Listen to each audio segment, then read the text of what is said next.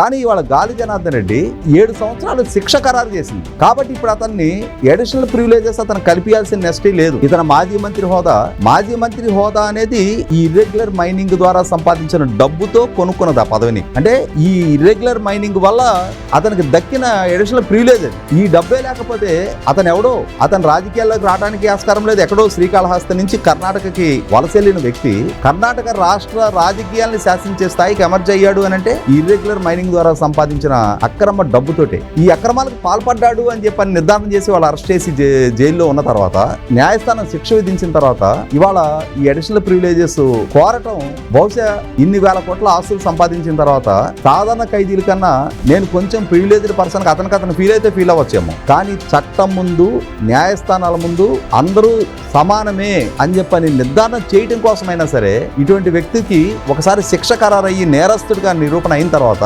అతనికి ఎటువంటి additional privileges ఇవ్వాల్సిన నెస్టీ లేదు.